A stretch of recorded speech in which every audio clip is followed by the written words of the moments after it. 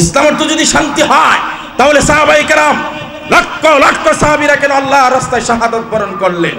এই প্রশ্নের উত্তর আপনারা খুঁজবেন। সুতরাং ইসলাম অর্থ শান্তি নয়, ইসলাম অর্থ আত্মসমর্পণকারী। আপনার ব্যক্তি জীবন, আপনার পারিবারিক জীবন, আপনার সামাজিক জীবন, রাষ্ট্রীয় জীবন, অর্থনৈতিক জীবন, আন্তর্জাতিক জীবন, মৃত্যু, জন্ম থেকে মৃত্যু পর্যন্ত যত জীবন, যত সেক্টর, যত ধাপ আছে, প্রতিটা ধাপে আপনি আল্লাহ এবং তার রাসূলের নীতি আদর্শের কাছে আত্মসমর্পণ করলেই আপনি ইসলাম মানলেন, তখনই আপনাকে মুসলমান বলবে। আর যদি শুধু নামাজটা পড়েন ইসলাম ধর্মের অনুসারে, শুধু হজটা করেন ইসলাম ধর্মের রীতিতে, শুধু রোজাটা রাখেন ইসলাম ধর্মের রীতিতে, বিবাহ করেন আপনার মন গড়া রীতিতে, হিন্দুয়ানি সংস্কৃতিতে, ব্যবসা করেন আপনি পশ্চিমাদের রীতিতে, আপনি বিচার ব্যবস্থা রাখছেন ব্রিটিশের আইন দ্বারা, আর রাষ্ট্র চালান বিভিন্ন মানব রচিত তন্ত্রমন্ত্র দিয়ে, তার মানে আপনি ইসলাম মানে বুঝছেন শুধু নামাজ, রোজার, হজ, যাকাত, এর বাইরে ইসলাম নাই। এর নাম ইসলাম নয়। আল্লাহ বলেন উদখুলু ফিস সিলমি কাফা, পরিপূর্ণভাবে ইসলামে প্রবেশ করো, তবেই তুমি মুসলমান। কথা বলেন ঠিক কিনা? একটা উদাহরণ দিয়ে আমি শেষের দিকে যাব। আজকের বাংলাদেশে 53 বছর হয়ে গেছে স্বাধীনতার। দুর্নীতি দিন দিন কমতেছে না বাড়তেছে? সবাই বলেন না, কমতেছে না বাড়তেছে? আরো 53 বছর গেলে দুর্নীতি কমবে না বাড়বে? কি সম্ভাবনা? কমবে। যে গতিতে আগাইতেছে কমার সম্ভাবনা কম, এটা আমরা জানি না, কিন্তু আমরা সম্ভাবনার কথা বলছি। কথা কয় না? বাংলাদেশে দিন দিন স্বাধীনতার পর থেকে দর্শন কমতেছে না বাড়তেছে? এই দুইটা কথা আপনারা মাথায় রাখেন। দর্শন যদি দিন দিন বাড়ে, দর্শনের বিচার কি আমাদের সংবিধান, আমাদের বিচার ব্যবস্থায় নাই? তাহলে দিন দিন বাড়তেছে কেন? কারণ আমাদের বিচার ব্যবস্থাটা আল্লাহর দেওয়া বিচার ব্যবস্থা না, এটা মানব রচিত বিচার ব্যবস্থা। আর সবচেয়ে বড় কথা হলো, এই বর্তমান বাংলাদেশের বিচার ব্যবস্থা হলো ব্রিটিশদের রেখে যাওয়া বিচার ব্যবস্থা। আমি মাঝে মাঝে আফসোস করি আর দুঃখ প্রকাশ করি, আরে 250 বছর যেই ব্রিটিশরা আমার দেশ, উপমহাদেশ, পাক ভারত উপমহাদেশকে শোষণ করলো, সম্পদ লুট করলো, মুসলমানদের উপর নির্যাতন করলো, মানুষের অধিকার হরণ করলো, এক কথায় গোলামির জিঞ্জির পরায় রাখছে 250 বছর, সেই ব্রিটিশদেরকে বিদায় করার জন্য আলেম হাফেজরা গাছের ডালে ডালে ফাঁসিতে ঝুলছে। শাহ আব্দুল আজিজ মুহাদ্দিসে দেহলভির ফতোয়ার প্রেক্ষিতে ব্রিটিশ বিরোধী জিহাদে ঝাঁপিয়ে পড়েছে মুসলমানরা, দলমত নির্বিশেষে সবাই ব্রিটিশ বিরোধী যুদ্ধ করেছে। এরপরে আমরা দীর্ঘ রক্তক্ষয়ী সংঘর্ষের পরে একটা সময় আমরা ব্রিটিশকে উপমহাদেশ থেকে বিদায় করলাম। কিন্তু দুঃখের বিষয় হলো, মুরব্বীরা একটা কথা বলে যে সাপ মেরে লেজে বিষ রাখা ঠিক না। বলেন একটা কথা, আমরা সাপ মারছি কিন্তু বিষ রেখে দিছি কোথায়? ব্রিটিশ বিতরণ করলেন আর বিচার ব্যবস্থাটা তারটাই বহাল রাখলেন। কি লাভ হলো? কি লাভটা হলো আমাকে বুঝান। আমি দুঃখ ভরে বলি, আরে আমাদের মেয়েরা কালো বুরকা পরলে এটা হয়ে যায় জঙ্গি, এটা হয়ে যায় ধর্মান্ধ, এটা হয়ে যায় আনসোশাল, এটা হয়ে যায় ব্যাকডেটেড। আর তোমাদের ব্রিটিশের বিচার ব্যবস্থায় উকিলরা বুরকা পরলে এটা হয় আধুনিকতা। কথা বলেন। মেয়েরা বুরকা বললে এরে বলা হয় ব্যাকডেটেড, অসামাজিক, আদিকাল, মানে আরো আনসোশাল। আর ব্রিটিশের বিচার ব্যবস্থা উকিলে বাধ্য হয়ে কি করতে হয়? কথা কয় না কা? এই কালো বুরকা পড়তে দেখেন নাই আপনারা? তে হে যখন পড়ে তখন কোন নাকি আনসোশাল, এই বেটা তুই পুরুষ মানুষই বুরকা লাগাই আছিস কে? এটা মেনে নেয়। কথা কয় না কা? এটা মেনে নেয়। আমরা মুসলমান পাগড়ি পরলে হয়ে যায় তালেবান, আর হিন্দু ধর্মের শিখ। এমনকি আমাদের বর্তমান ভারতের নরেন্দ্র মোদীর আগে একজন প্রধানমন্ত্রী ছিল, নাম কি, মনমোহন সিং, যখন পাগড়ি পরে তখন তো কেউ কয় না ধর্মান্ধ তালেবান, এও তো পাগড়ি পরে। কথা কয় না কা? ভিন্ন ধর্মের মানুষেরা ধার্মিক হলে তাকে আধ্যাত্মিক, সাধক ইত্যাদি উপাধি দেওয়া হয়, আর মুসলমানরা একটু ধার্মিক হলে তারে জঙ্গি, তাকে ধর্মান্ধ, তাকে মৌলবাদ, তারে কট্টরবাদ বলে। কথা বলে ঠিক কিনা? তাহলে ব্রিটিশের বিচার ব্যবস্থা আমরা রাখছি। এখন এই বিচার ব্যবস্থা দ্বারা দর্শন কমবে কিনা এর আমি একটা রিপোর্ট পেশ করি আপনাদের। আপনি বলেন তো দেখি, পৃথিবীতে সবচাইতে বেশি ধর্ষণের ঘটনা হয় কোন কোন দেশে? এটা আপনাদের জানার কথা না। আপনি যদি জানতে হয় তাহলে গুগলে সার্চ করবেন। গুগল, মিস্টার গুগল আছে না? মিস্টার গুগল কি কোনো হুজুরে নিয়ন্ত্রণ করে? কোনো মৌলবী, মামুনুল হক সাহেব, বাবুনিগুরি হুজুর, না এই সমস্ত হুজুররা? আচ্ছা, ওরাই নিয়ন্ত্রণ করে গুগল। সেই গুগল আপনি সার্চ দিবেন। কি সার্চ দিবেন? লিখবেন পৃথিবীতে সবচাইতে বেশি ধর্ষণের ঘটনা হয় এমন শীর্ষ 10টা দেশের নাম বলুন।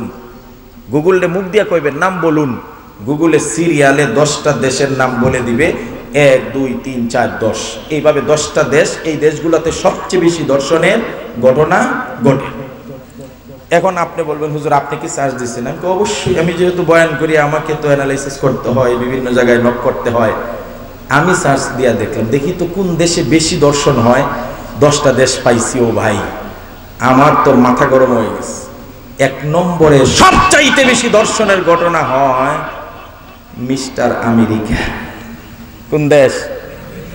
কথা কয় না কা? আরো জোরে কোন, আরো জোরে কোন। আমার দেশে যেই নিয়ম নীতিতে দেশ চলে এটা হলো গণতন্ত্র।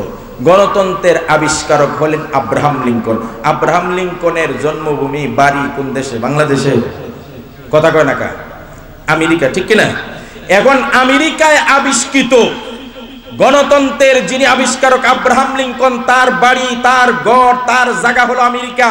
আমেরিকায় আবিষ্কৃত গণতন্ত্র দিয়া যদি তাদের দেশে ধর্ষণ বন্ধ না করাইতে পারে, বরং পৃথিবীর 1 নম্বর সিরিয়াল তার দেশ হয়, এই গণতন্ত্র দিয়ে আরো 50 বছর পরেও বাংলাদেশে ধর্ষণ ঘটনা কখনো কমবে না, দিন দিন বাড়বে। কথা বলেন ঠিক কিনা?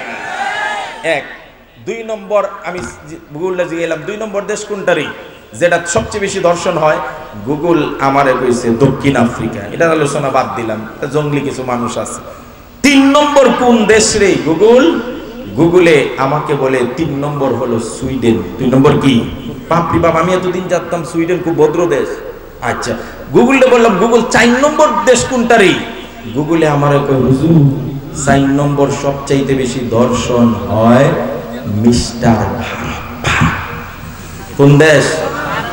আমার দেশের অনেক মানুষ স্বপ্ন দেখতেছে আমার পার্শ্ববর্তী দেশ ভারতে ধর্মনিরপেক্ষ মতবাদ আছে, এই ধর্মনিরপেক্ষ মতবাদ আমার দেশে প্রতিষ্ঠা করবে। আমি আপনাদেরকে করজোড়ে হাত দিয়ে জানাই দেই, ভারত বাংলাদেশের চাইতে খুব বেশি আগে স্বাধীন হয় নাই, মাত্র 15 থেকে 20-25 বছর আগে স্বাধীন হয়েছে। এই ভারত দাবি করে আমরা ধর্মনিরপেক্ষ মতবাদের দেশ, মানে সব ধর্ম স্বাভাবিকভাবে স্বাধীনভাবে চলবে, কোনো ধর্মের উপর হস্তক্ষেপ করা হবে না। এই সুন্দর বুলিয়া উড়িয়ে খোদার কসম ভারতের বুকে হাজারো ঘটনা আছে সাম্প্রদায়িক দাঙ্গা বাজিয়ে মুসলমান, হিন্দু, খ্রিস্টান, বৌদ্ধ প্রত্যেক মুসলমানদেরকে বাড়ি ঘরে আগুন দিয়েছে, গরু জবের অপরাধে তাদেরকে জবে করেছে। শুধু তাই নয়, ধর্মীয় উন্মাদনা সৃষ্টি করে মসজিদ, গুরুদ্বারা, সিনাগো, পাগোটা সব ভেঙ্গে চুরমার করে দিয়েছে।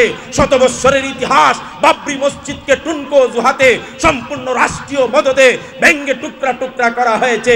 সেই ভারত দাবি করে আমরা ধার্মিক, আমরা সব ধর্মকে স্বাধীনতা দিয়েছি, যেহেতু আমরা ধর্মনিরপেক্ষ মতবাদে বিশ্বাসী। খোদার কসম আমার দেশে ধর্মনিরপেক্ষ মতবাদ লাগবে না, কারণ আমার দেশে হিন্দু আর মুসলমানের দাঙ্গা হয় না, সাম্প্রদায়িক হাঙ্গা হয় না, কোনো মন্দির ভাঙ্গা হয় না। আমরা ইসলাম ধর্মকে ফলো করে সব ধর্মকে সমান সুযোগ, ব্যবসা, রাজনীতি সব জায়গায় দিয়ে আসছি। কোনোদিন হিন্দু, বৌদ্ধ, খ্রিস্টানদের উপর ধর্মীয় দাঙ্গা সৃষ্টি করি নাই। কথা বলেন ঠিক কিনা? মিয়া, ধর্মনিরপেক্ষ মতবাদ দিয়া যদি দর্শন বন্ধ করা যেত তাহলে ভারত 4 নম্বর সিরিয়ালে কেন? তা আপনি কি চান আমার দেশকেও 4 নম্বর দর্শনকারী দেশ বানাইতে? আচ্ছা, সবচেয়ে মজার বিষয় হলো 5 নম্বর দেশটার নাম কি? আমাকে মিস্টার গুগল বলে হুজুর 5 নম্বর দেশটার নাম হলো ইংল্যান্ড। ইংল্যান্ড মানে ব্রিটিশ। ইংল্যান্ড মানে কি? এখন আমার দেশে বিচার ব্যবস্থা কোনটা চলে? কথা কয় না কা? ব্রিটিশের বিচার ব্যবস্থা। আমি তো তাজ্জুব বনে গেলাম, আরে ব্রিটিশের বিচার ব্যবস্থা আমার দেশে চলে, আর আমার দেশের দায়িত্বশীলরা মনে করে এই বিচার ব্যবস্থা দিয়া দিন দিন দর্শন কমানো যাবে, অথচ যেই দেশের বিচার ব্যবস্থা দিয়ে আমার দেশ চলে ওই দেশেই দর্শনের ঘটনায় 5 নম্বর সিরিয়ালে আসে। খোদার কসম প্রমাণিত হয়ে যায়, যতদিন পর্যন্ত আল্লাহর সৃষ্টি মানুষ আল্লাহর নিয়ম কানুন আর সংবিধান দ্বারা না চলবে, দর্শন বন্ধ হবে না, দুর্নীতি বন্ধ হবে না, বিচার ব্যবস্থা ইনসাফ তৈরি হবে না। কথা বলে ঠিক কিনা? কথা শেষ করে দিলাম। আচ্ছা, 2 মিনিট একটু সময় দেন। ছোট্ট একটা ঐতিহাসিক ঘটনা, ছোট্ট একবারে, এটা না বললে আমার কথাটা ফিনিশিং হবে না। যদি আপনি আল্লাহর দেওয়া জীবন ব্যবস্থা দিয়ে দেশ চালান, বিচার ব্যবস্থা চালান, তাহলে কি হবে 1-2 মিনিটের ভিতরে বলবো। কুরাইশের এক মহিলা চুরির ধরা খাইছে। কুরাইশ কার বংশ? কথা কয় না? আমাদের নবীর বংশ না। এখন নবীর বংশের মহিলা চুরি ধরা খাইছে। ইসলামে চুরি করলে, দুর্নীতি করলে বিধান কি? হাত কাটো। আস-সারিকু ওয়াস-সারিকাতু ফাকতাউ আইদিয়াহুমা। হুজুর মজার কথা কি জানেন, আমি এই আয়াত যখন পড়লাম, আল্লাহ বলছেন চুর আর চুন্নি। চুন্নি বুঝেননি? পুরুষ চুর এবং মহিলা চুর। কিরে আল্লাহ, চুর কইলেই তো হয়, চুর কইলেই তো মহিলা হোক আর পুরুষ হোক দুইটাই বুঝায়। ইয়া আইয়ুহাল্লাযীনা আমানু, হে ঈমানদারেরা। এই ঈমানদাররা মানে খালি পুরুষ না মহিলাও? তাহলে এইভাবে বললেই তো। কিন্তু আল্লাহ পুরুষ মহিলা দুইটাই উল্লেখ করলেন কেন? চুর এবং কথা কয় না, কইছে না সারিকু। কিরে মহিলারা আবার আলাদা করে মার্কিং করে বলার দরকার কি? তখন বুঝছি আরে আল্লাহ তো কিয়ামত পর্যন্ত যা যা হবে সব জানেন। আল্লাহ তো ১৫০০ বছর আগেই জানেন যে বাংলাদেশে দুর্নীতি খালি পুরুষরাই করবে না মহিলারাও। ওমা কথা কয় না, মহিলারা সব জায়গায় সমান অধিকার চায় না। এই জন্য দেখবেন মহিলারা চিন্তা করলো আমরা যেহেতু সমান অধিকারের দাবিদার, সুতরাং পুরুষ দুর্নীতিবাজরা যদি দুর্নীতি করে সাহেব পাড়ায় বাড়ি বানাইতে পারে, আমরা কেন দুর্নীতি করে বেগম পাড়ায় বাড়ি বানাইতে পারবো না? এই জন্য আমাদের সাহেব পাড়ায় বাড়ি আছে, বেগম পাড়া আছে। যাই হোক, এটা আদার্স কথা। আল্লাহ বলেন চুর আর সুন্নির হাত কেটে দাও। কথা সংক্ষেপ করছি। এখন কুরাইশের নেতৃবৃন্দরা চিন্তা করলো যদি কুরাইশের মহিলার 2 হাত কেটে দেয় তাহলে তো কুরাইশের ইজ্জত যাইব। এই জন্য রাসূলুল্লাহর কাছে উসামাকে পাঠাইছেন, রাসূলের পালক পুত্র গোরের ছেলে উসামাকে, তোর দাদারে গিয়ে মহিলা যেহেতু কুরাইশ বংশের, নিজের বংশের না, নিজের বংশের ইজ্জত যাইব, এই জন্য 2 হাত না কেটে একটা আঙ্গুলের মাথা কেটে দেখ, দামাচাপা দিয়ে কোনো রকম বিচারও হইল, মানিজ্যত রক্ষা হইল।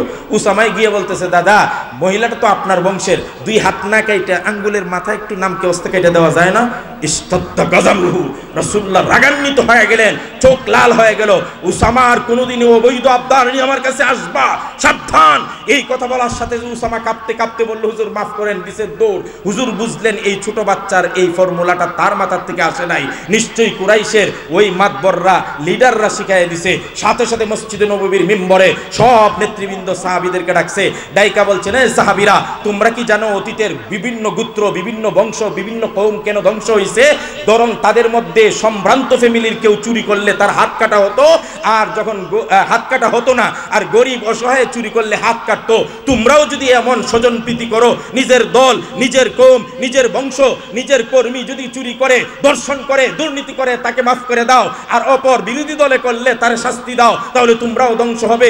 এই কথা বলে রাসূল কিয়ামত পর্যন্ত একটা বিচার ব্যবস্থা, ইনসাফ কায়েমের একটা থিওরি দিয়া বলেন, লাউ আন্না ফাতিমাতা বিনতা মুহাম্মাদিন সারাকাত লাকাতাতু ইয়াদাহা। খোদার কসম, আজকের থেকে ইসলাম ধর্মের বিচার ব্যবস্থার একটা থিওরি দিয়া যায়, আমার বংশের মহিলা চুরি করছে আর তোমরা চাচ্ছ আমি যেন তাকে মাফ করে দেই। খোদার কসম, ওই মহিলা নয়, আমি বিশ্বনবী মুহাম্মদের মেয়ে ফাতেমাও যদি আজকে চুরি করত, খোদার কসম আমি তার 2 হাত কেটে দিতাম।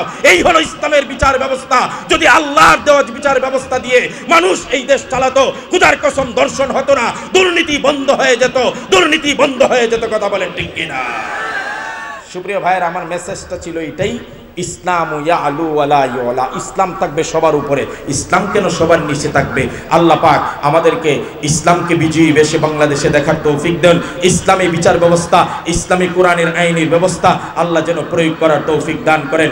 সকলে বলছে আমিন। ওয়া মা আলাইনা ইল্লাল বালাগ। আসসালামু আলাইকুম ওয়া রাহমাতুল্লাহি ওয়া বারাকাতুহু।